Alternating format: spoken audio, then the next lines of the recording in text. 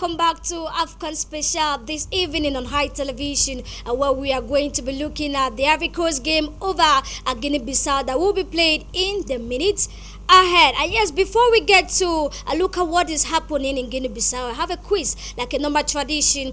We are fortunate this time around. We have a sponsor for this particular quiz to open the 2023 African Cup of Nations. Keep your ears on ground. And this is the quiz for today. It says that how many countries, and you have to name the countries, participated in the first ever African Cup of Nations tournament in 1957. How many countries? And you name all the countries that took part in the first African Cup of Nations that took place in 1957. That is a quiz done to you. You can send us an SMS through the number on your screen, and equally a call rather. And if you also want to participate on this program today, you can give us a call using the number on your screen. And yes, we'll go straight away to look at what has been happening in Ivory Coast. It's been a fanfare atmosphere there in Ivory Coast, where you find the inhabitants of Ivory Coast putting on their orange t-shirts all over the street to go and support the elephants of Ivory Coast. And mind you, that being the host nation, it has a different feeling, it has a different intensity, and it has the way it is moving in the body. As you can see, Ivory Coast population, many of them in the street to go and support their squad, and equally not leaving out the buy sellers who are in the various markets over there in Ivory Coast. They are putting on their Ivorian jersey to tell you that indeed the Afcon is bringing in a different fever, not just for football lovers, but equally those who are generating income into the Ivorian economy. I want to say kudos to the Ivorian government for why not should I say put out this particular Afcon competition out there, not just to narrow it to those who are concerned for football, but equally you find the buy sellers in their various market positions with those jerseys. Some have painted your face to tell you how excited this particular country is to host the African Cup of Nations. And this is what we saw when Cameroon equally hosted this particular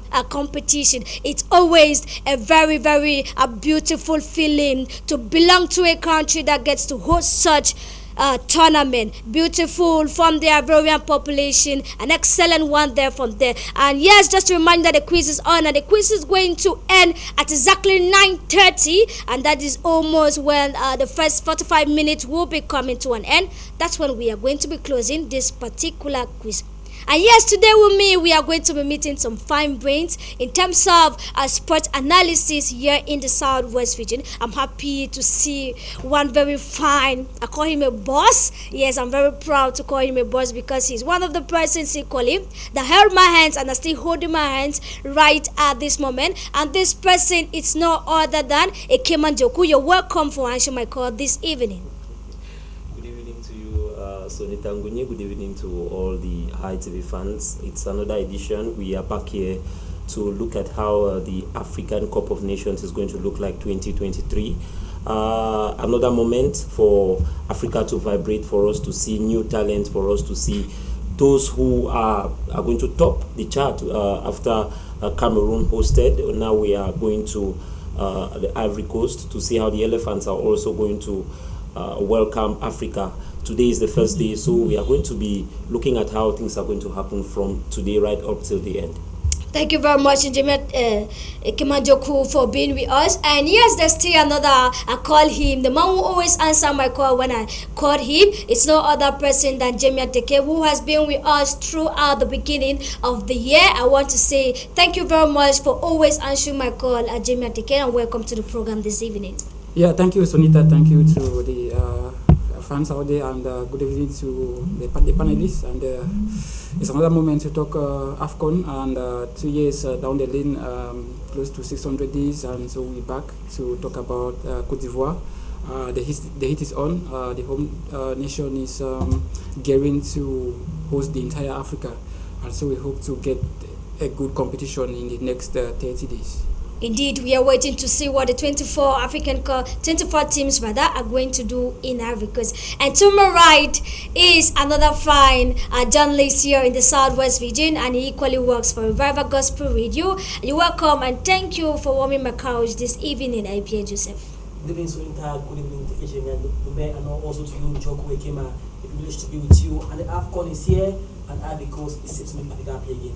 Thank you very much. Yes, indeed, Ivory Coast is here. Indeed, the 24 teams have already dotted their I's and cut their T's, because as the championship kick starts today, that means that anytime when these teams are going to be playing, that tells us that they are going to give him what it takes, especially for Team Cameroon. We're not going to talk today about Team Cameroon, because the wahalas that are already happening, many Cameroonians are already feeling very bad. But Monday, which is January 15, where Team Cameroon will be playing, I'm sure these fine brains will be here to analyze some of the issues that are happening in the Lions Den. Ikemanjoko, it's Ivory Coast, the host nation, that is going to be beginning this particular 34th edition, and mind you that this particular side will be going in for her third trophy, that she's struggling to get her third trophy at home. Now, do you think that with the home advantage that the side is going to be having this afternoon, they're going to sail through Guinea-Bissau easily? Having the 12th man is always a plus, but like it's always said, football is always on the green turf. You can have the best players, but if they are not tactically resistant, if they are not ready for the competition, it causes a lot of issues. Now, let's look at this Ivory Coast team. In 1992, they won the champion. They were champions of Africa. In 2015, they were also champions of Africa.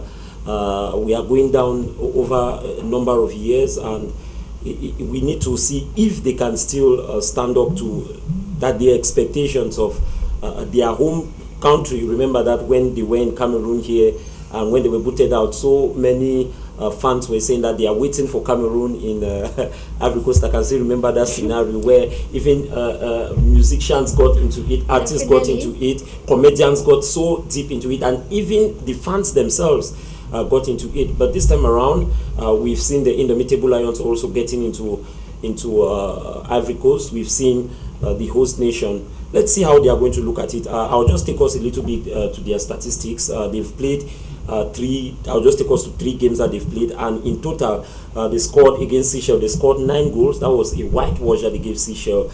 And against Gambia, they won by 2 goals to nothing. And finally, their latest game, that was on the 6th of January, they played against Sierra Leone, and they slammed them by 5 goals to 1. So you can look at it. It just tells you that the Ivory Coast attack, they have a striking force, which is going to be a very, very good one. And I'm sure by now we already have the team sheets. So we are going to see how they are going to look like. I remember some time ago when they played against Cameroon, home and away, it wasn't an easy one.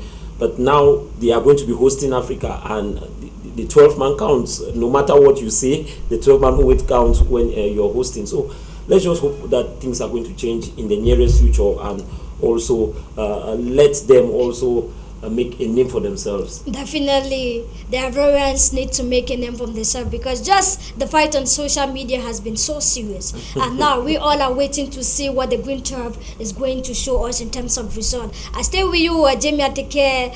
Guinea-Bissau many times have not quite left the group stages. When you look at the statistics, especially in Afcon competition, now, do you think that this time around is going to be a different ballgame, considering that you have the Super Eagles in this same pool, which many would say they are the favorites alongside Ivory Coast?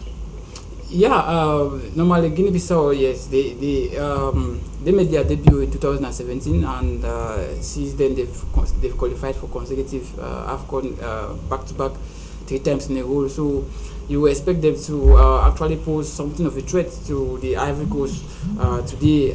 They finished runners-up in a group where they had Nigeria in the qualifiers, and they had to overshadow the ties of Lesotho and the rest. So I think at this point in time, Guinea-Bissau, they scored 11 goals during the qualifiers. It shows a remarkable improvement. And you look at these young nations are actually the FIFA development projects have actually helped these nations. I'm talking of these low nations to do some little developments of football in their various countries. Reasons why you cannot write any of these teams out in terms of the Afcon, because they come with different ideas, different morphology, and different approaches. So I think, but the pressure now is on Ivory Coast. Yes, Guinea-Bissau might not have the pressure after close to 9 games they have played in the Afcon, 3 draws and 6 defeats. It's really not a good sign for them. The last time they scored a goal was Pikiti against Cameroon in 2017. That's the last time they scored a goal. So it's going to be difficult for them to play against an Ivorian side that is well united as at this point in time. Remember that this Afcon comes to Ivory Coast to heal some of the wounds led by the Ivory Coast during the Civil War in 2011. I know football played a pivotal role in seeing that peace come to the Ivory Coast, and we remember the speech of Alassane Ouattara in the end of year speech to the Ivory Coast. He made mention of the fact that this year is the year of the youth, and so having that political slogans coming up with the fans behind the team to heal those wounds of 2005 Civil War to 2011 is really the pressure is on the players to deliver, and they know what it takes. It goes beyond the sport today. It goes beyond the victory for Cote d'Ivoire, and so Guinea-Bissau might just come in as maybe a spoiler to spoil, but like I said, they have one key player which will get there. I think Jorginho, who scored 3 goals of their qualifier. So I think Guinea-Bissau, they might not be having a prince in the Africa Cup of Nations, but today, this opening game is going to be a kind of game which might prompt surprises. We could see the team of Guinea-Bissau. Yes, they have never won a game, but Cote d'Ivoire too, they have an upper hand, because out of 12 games, the last time they lost an opening game in the Afcon was against Ghana in 1996, 2-0 defeat. But since then, they've not lost any opening game they've played, and they've won 7, drawn 5 out of in those 12. So that's where you see Ivory Coast has an upper hand in this tie. But surprises, football is football. It's on the green tape that is decided. Indeed, it's the green tape that is going to decide what is going to happen today. But please, those who are contributing for our quiz, if you give one side of the question, you're not going to get the package that has been prepared for this particular quiz, because a lot of contributions that are coming in are just one-sided. And equally, if you just want to give in your contribution in terms of the quiz, please do not call. Thank you very much. Now, when we look at Guinea-Bissau, before this particular African Cup of Nations qualifier, Guinea-Bissau had gone in for several friendly games where they had a couple of 9 friendlies. They had 4 wins, about 3 defeats, and equally 1 draw. Joseph, do you think that this particular engagement from Guinea-Bissau is going to be like a booster for them this time around?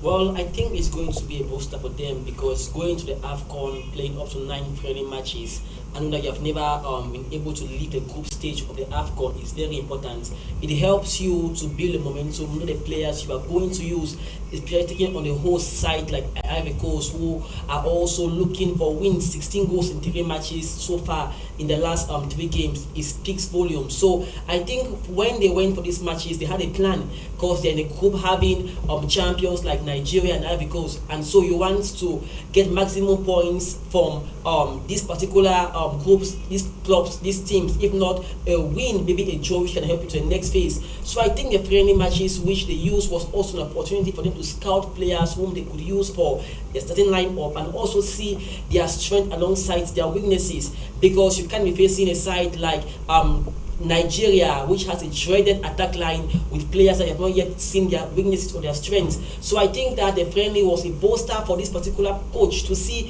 what he can do when he faces these big boys, because for sure they are the underdogs in this particular group alongside Equatorial Guinea. But I think the friendly matches which they went for is to an extent going to help them in the opener today against Ivory Coast. Definitely, we hope for the best. Now, we are asking ourselves at the moment that are the boys of Jean-Louis, that's Ivory Coast, are they going to have it easy in terms of beating the boys of Mauricio Kande this evening in Ivory Coast? Well, the opening match is always something every host nation wants to win. Cameroon was stunned last edition by Burkina Faso after they were being led, and thanks to Abubakar, they had to pick up all 3 points. So the home advantage counts, but if you don't play your cards very well, it may actually not be on your side. So I think that it's a match whereby both teams have the opportunity to win. And like I said before, this is no more friendly match where you score 16 goals in 3 matches. It's a match whereby you have the fans behind you, and 3 points is worse on the line, and you want to create history for yourself. Jimmy talked about a football which unifies and speaks peace, and so you want to make your fans leave something at the back of their mind when they leave the stadium today. So I think that the match is a tactical one for both the coaches. The players you put in the first 45 minutes speak so much. Will they be able to deliver? Okay, if they can, how do I get a goal? From which angle? I think they have studied each other's weaknesses. So they will be giving in their best 11 in the first 45 minutes, hoping that goals and something better comes their way. To you, Ekemajoku, what do you think that the Ivory Coast team needs to do, especially for the first 45 minutes? Because it's very important that you hosting this particular competition, you should be at the lead in terms of the first 45 minutes, unless the last segment of the game is going to be bringing a lot of surprises, especially if you say you want to play a defensive game. With the list that he carried forward to the Afcon, I think that they can spring up surprises, but they should not forget that there is no small nation again in football, and first games of every competition, you can come out shocked with the way things turn out. That's true. Before their fans, they can see an amazing game, they can see a shocking game, and they can see an entertaining game. Why do I categorize it this way? If they go in looking at Guinea-Bissau like underdogs, they'll be stunned, because when you're playing against some of these teams who have nothing to lose, I repeat, nothing to lose, they are going to play the competition. They know that they've never gone past the first stage, and they are going to be playing against teams that have won this competition, like Nigeria and like the host nation Cote d'Ivoire. So you go there, you create an offset, and you stay quiet. You expect the next, and when you take your 4 points, you're sure that you can get to the next stage.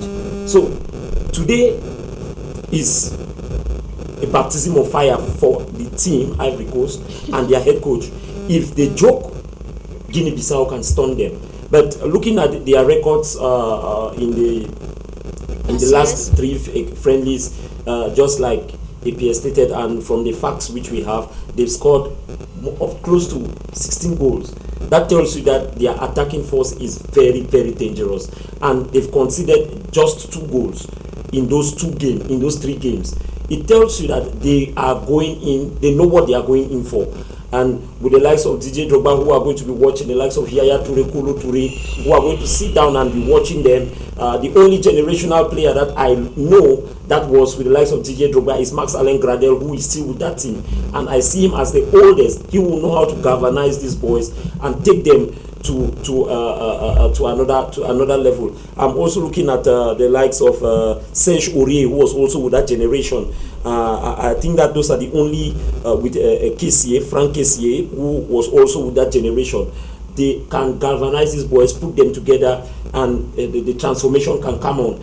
We just hope that they are going to make their fans very, very proud, because we don't want something that they are going to lose today and the fans go wild, because that's what happens if you want to keep your fans united. Definitely. If you want to keep your fans united, and you don't want, because with what is happening now in Africa, we don't want the African nations to go wild. We want them to stay united. But for sure, I know Guinea-Bissau can spring off surprises today. If should Ivory Coast play, they are going to find themselves wanting at some point. And definitely, and just to add to what you said, Cameroonians are very fond of that. If you disappoint them just once, they leave you. They don't even ask you, they leave you. But when you start winning, you start seeing that fighting spirit, you start seeing that support. But we are praying that is not going to be the case with the Ivorians this evening over there in Ivory Coast. Now, I stay with you, Jamie Atike. Guinea-Bissau has an issue. They can have a very good defense, a very good midfield, but at the level of the attack, it's always zero. they always have a problem in terms of goal scoring. What do you think, or do you think that looking at the lineup this evening, do you think that attackers like Jose Correa can do the magic that Guinea-Bissau has been wanting to see for a very long time in terms of the group stages game? Yes, they can actually do something. A team that scores 11 goals in the qualifiers, I think for such a team like Guinea-Bissau, you expect them to actually continue with that same spirit. Football is the way it is, and the Ivorians, what the Guineans need to do is that, yes, they might be looking at themselves as underdogs, pushovers, points givers in the competition, but they have something to show for. Yes, they've gone for close to 7 games without scoring in the Afcon. That's more than any other team in the history of the Africa Cup of Nations, and so it gives us a picture that they too are also on pressure, or under pressure to also score a goal in the Afcon for after 7 matches. So going into this game, they know they have to take all their chances. Yes, Cote d'Ivoire will have lapses in the game. They'll have some defensive lapses, losing the balls at the midfield and so forth. And so that is whether you expect the Guinea-Bissau side to take advantage of those chances, because when you are playing a big team like Cote d'Ivoire, one of the best when it comes to number of matches won, I think 45 of them, you expect them to actually take their chances, because having clear-cut chances against big teams is rare in a particular game. And Cote d'Ivoire, they have everything to win this game. One is their 100th game at the Afcon. That's what history making for Ivory Coast. The only team that has reached such a mark is Egypt, who have played a century of games. And so playing your 100 game, you're under pressure. Again, the players are under pressure. So Guinea-Bissau has nothing to lose, but they have their own pressure. But the fact that they've not been able to find the back of the net since 2017, that's one thing which they have to look into this particular game. So the chances will come to their way, but how well do they take their chances? That's one thing. So what the coach has to do is that you go out there, attack, do what you can do, take those chances, and if at all, you are just like Burkina Faso, Cameroon in 2022, where Burkina Faso took their chances and they scored before Abubakar had that penalty, which ended 2-1. So take those chances and you score. You put the home side under pressure. Before you know it, they are nervous, and Definitely. maybe you can pick up a draw at the end of the day. So that's what I think Guinea-Bissau should be doing as far as this particular game is concerned.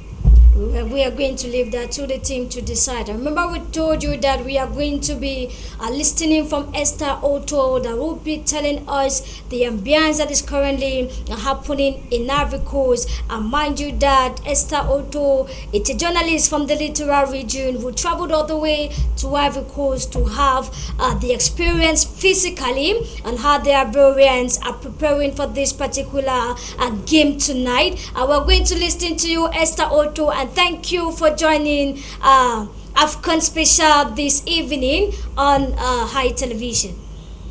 Hi, Sonita, and hello to High TV televiewers.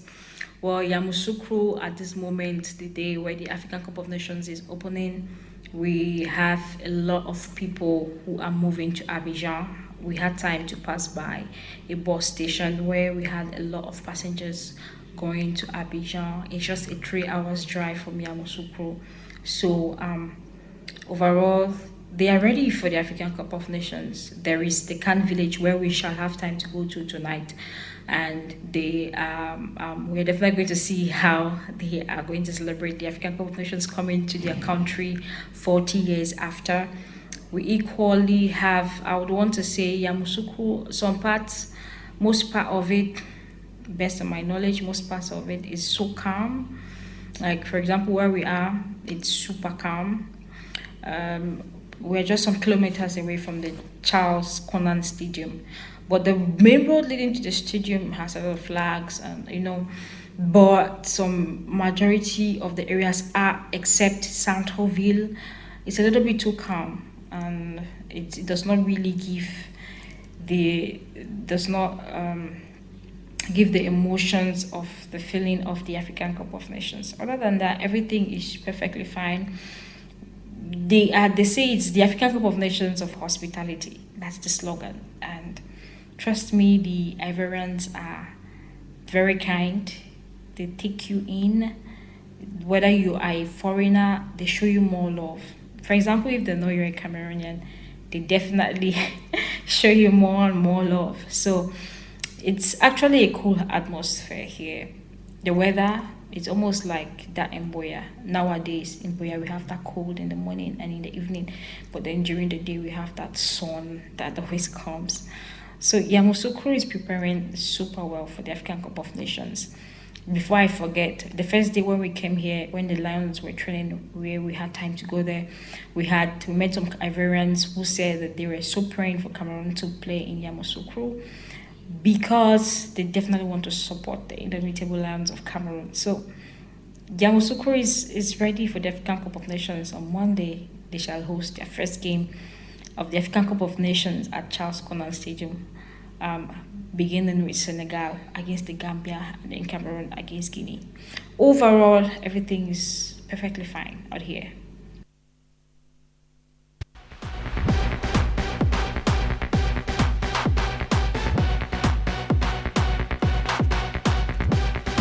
Thank you very much, Esther Otto, all the way from Ivory Coast, telling us how the Ivorians have been preparing this particular evening and waiting to see what the elephants of Ivory Coast are going to dish out to the thousands of spectators that are live in the stadium to witness the opening match in Ivory Coast against Guinea-Bissau. And just to tell you that the opening ceremony of this particular 34th edition is currently happening, where it's colorful, made up of beautiful ambience, artists all the way from various countries to animate the thousands of spectators that are in the stadium. And someone will be sitting at home to imagine what happened here in Cameroon, where it was a magic work, where you find plenty of people who stood up to their feet to look at the zing of the Olympic Stadium to find the lion. But unfortunately, it was a mysterious lion. But I think I can close this particular segment without applauding Cameroon once more for that fantastic hosting that they did. Indeed, Cameroon, it's a continent on its own, like what many persons would tell us. And we are going to take on this break, and when we come back, we are going to be talking how the first 45 minutes of this particular game between Ivory Coast and Guinea-Bissau is going to look like. Do not touch the dial, as more is coming up your way.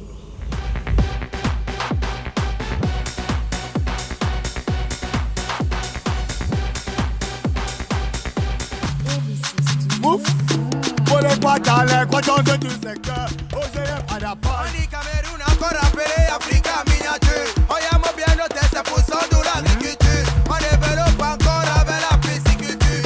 Nous sommes alors venus vanter nos cultures. Du nord aussi de l'est à l'ouest à Cameroun uni. Réunification, cela impose harmonie. Nos talents sont sacrés, cela vient tout droit d'Afrique. Passe à pas le major, on sera dans vos souvenirs. Major couleur.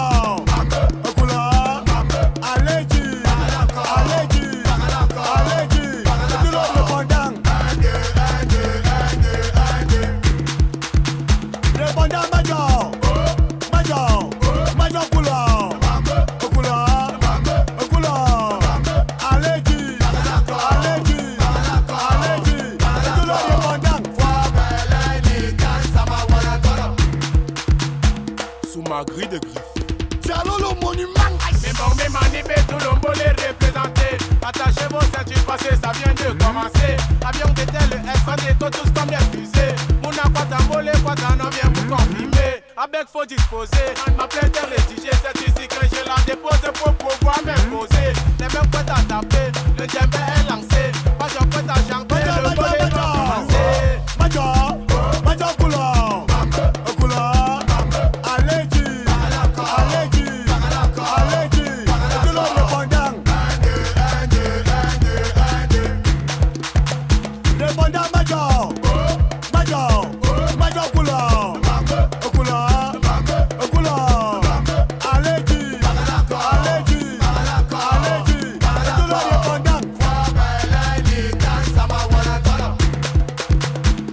Va gérer le matin. Danilo Dassa.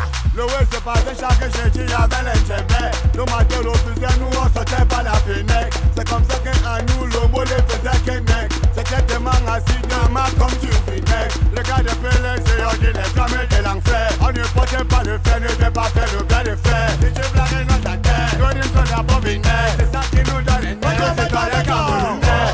Major couleur, couleur, allez-y, c'est tout l'autre pendant. Le pendant Major. Major couleur, allez-y, c'est tout l'autre pendant. Mais quel cochu, et tout blessé le man. Quand je dis un bon gars d'ailleurs, de bon babamo. Quand je dis un bon gars d'ailleurs, de bon babamo. Oui, babamo.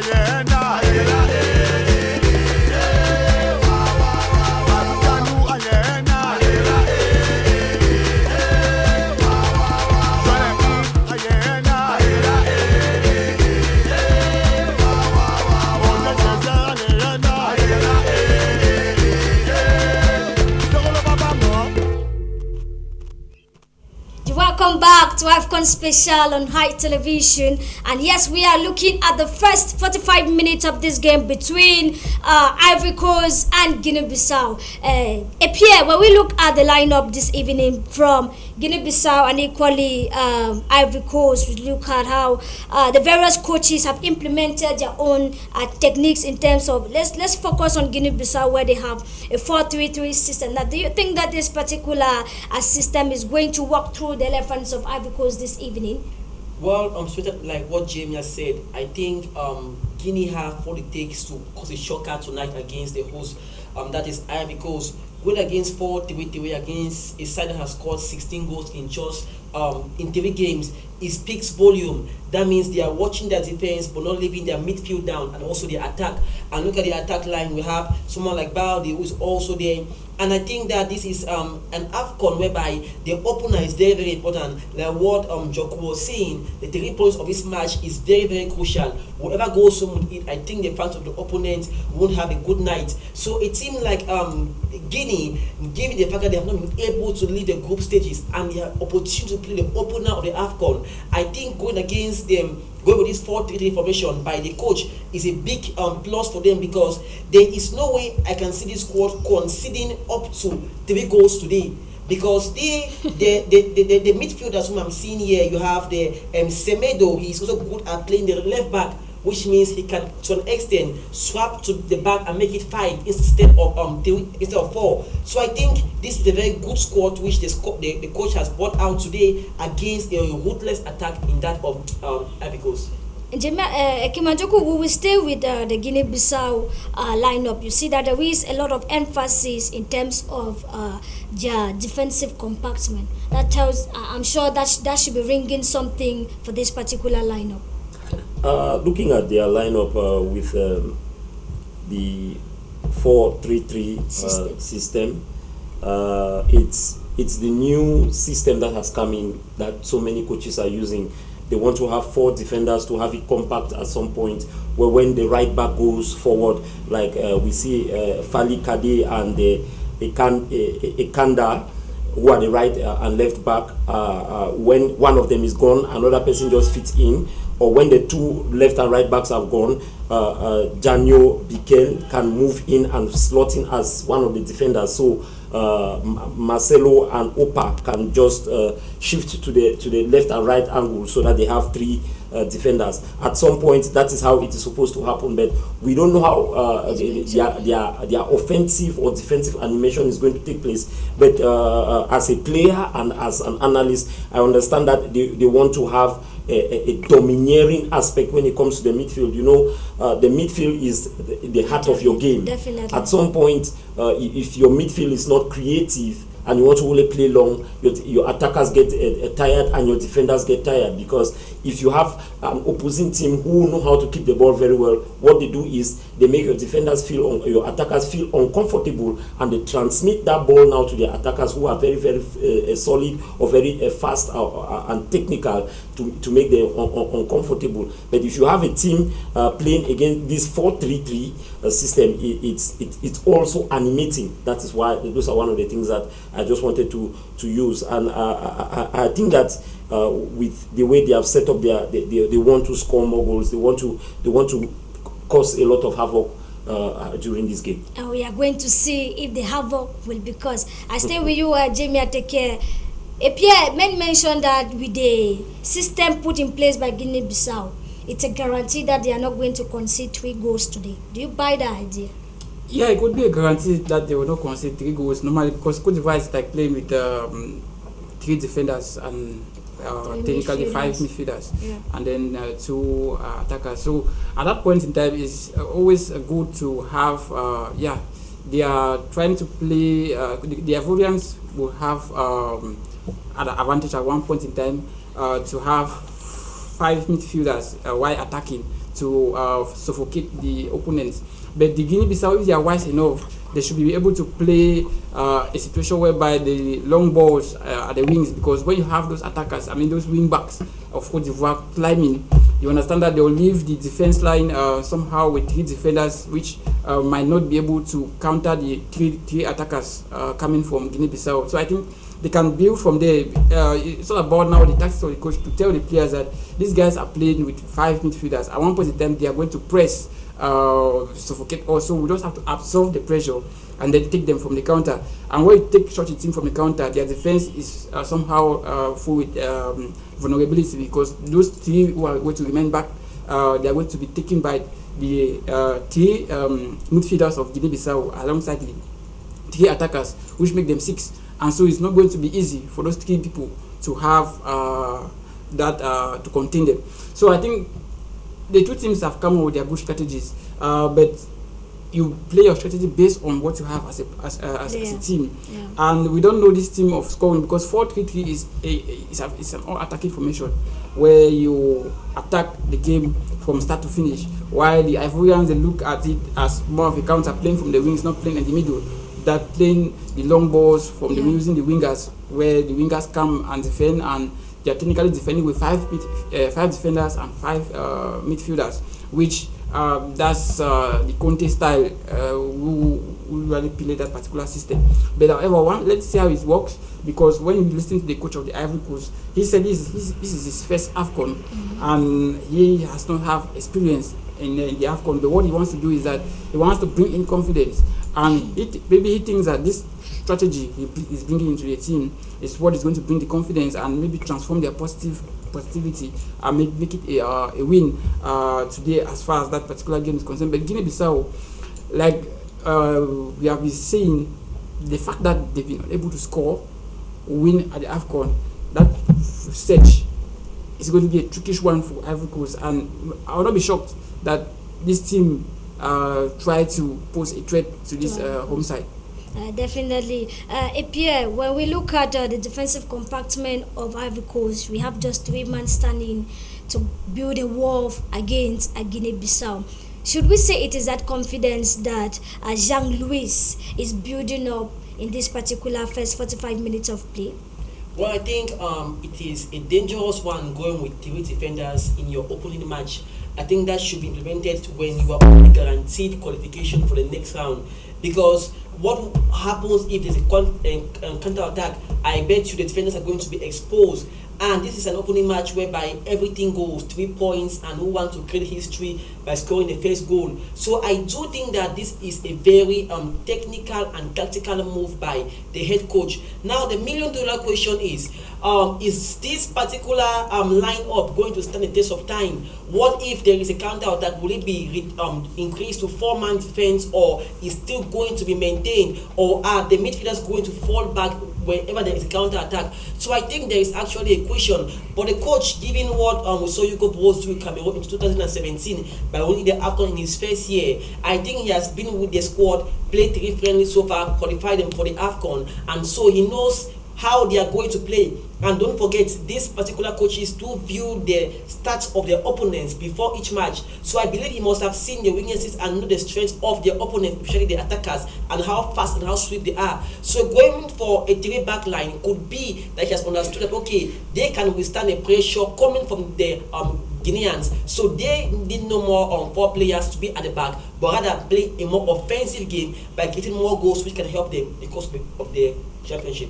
Rather, it looks like the two teams have implemented the same technique, which is 4-3-3. And now we are going to see what these two coaches have as surprises in terms of the first 45 minutes of play, because we are less than 20 minutes to the grand opening of this particular Afcon competition that is currently taking place in Ivory Coast. And as I speak at the moment, the Ivorians are already gathering themselves spirit-wise, spiritually and mentally, to see what the Ivorian team this evening is going to deliver to them. As I earlier told you, first impression as a team, especially as a host nation, is very important, but that doesn't mean that the boys from Guinea-Bissau are not going to come in, especially when they have a bad record for this particular group stages. I think they are coming with a mindset that we have to create history, which is to give in more goals, which will enable them equally to cross the group stages.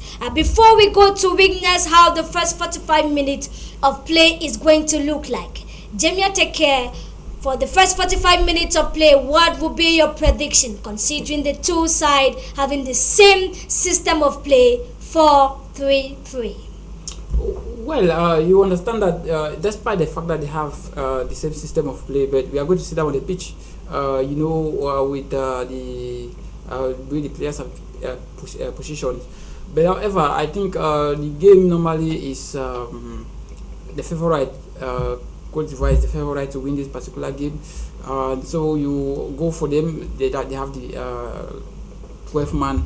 I think that hosts have had series of draws in the opening game. Gabon, Equatorial Guinea in 2015, Gabon in 2012 when they co-host Equatorial Guinea.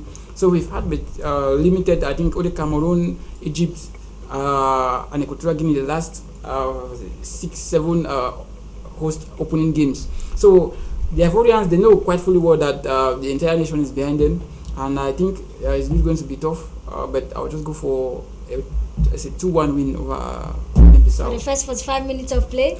Well, the first 45 minutes, like I said, the two teams normally, like I said, Guinea-Bissau has to take their chances. Okay. The chances are going to be rare for them because of the Ivorians, that pressure.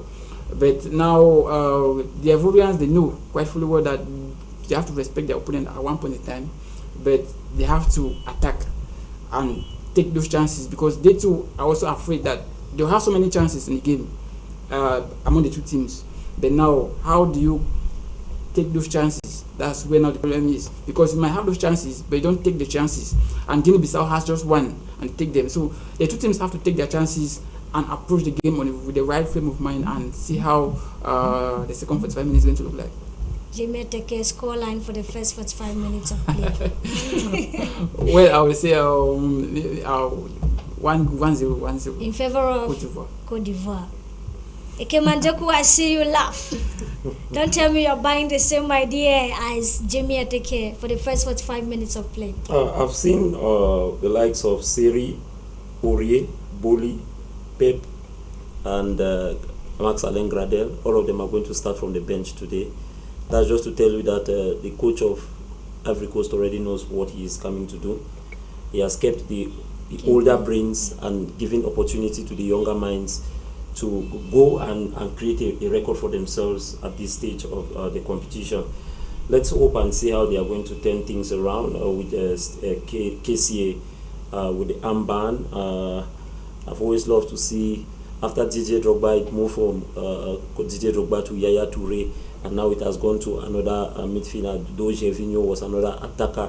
It's moving between attacker for a number of years now, between attack and midfield for them. I'm not very good at giving predictions. I don't like giving predictions because I like to always say what I believe is going to come out straight. But I would love to see Cote d'Ivoire take the day, because I want things to move smoothly. Those of us who understand what I'm saying will understand. I don't want us to think that that is what is in my head, but we know that they have to move smoothly. He will. Don't bother. He will. In the round of 16, should Cameroon finish second, definitely they will meet either Cote d'Ivoire or Nigeria. And one person is going to go home.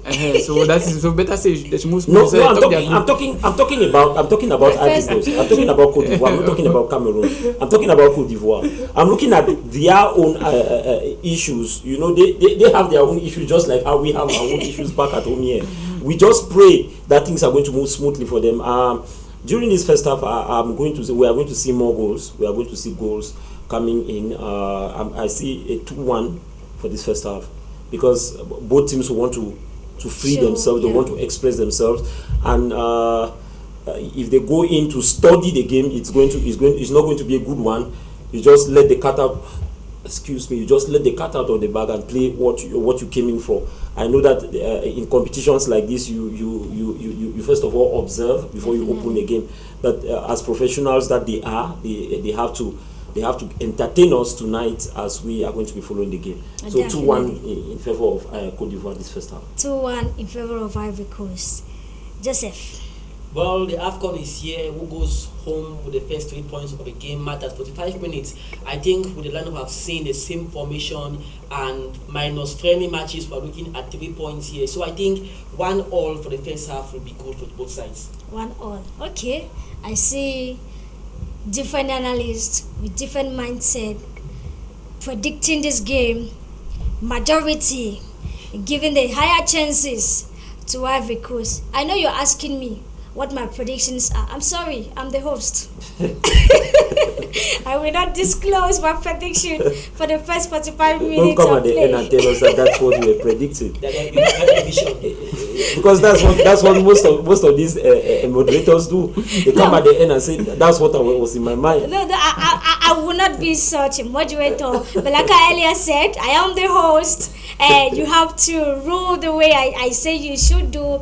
And we are going to leave Ivory Coast after the 1992 and equally 2015 trophy. And they're going to grab their first 3 points for this particular edition, which is going to be a booster to the remaining 2 teams that will be playing tomorrow. I'm talking about Nigeria, the Super Eagles, though they are having some shake-ups in terms of their squad that they carried over there to Ivory Coast. But now the bottom lines on Ivory Coast and Guinea-Bissau this evening. In less than no time, it is going to be that grand moment that many Africans and equally even the world has been waiting for, because it is also in this particular competition that many football agents also come to the field to see how they can exploit some of these big African players, that some of them, especially some of them who don't have clubs, and equally reinstate them to see how the African continent can continue to grow bigger and bigger and bigger and bigger.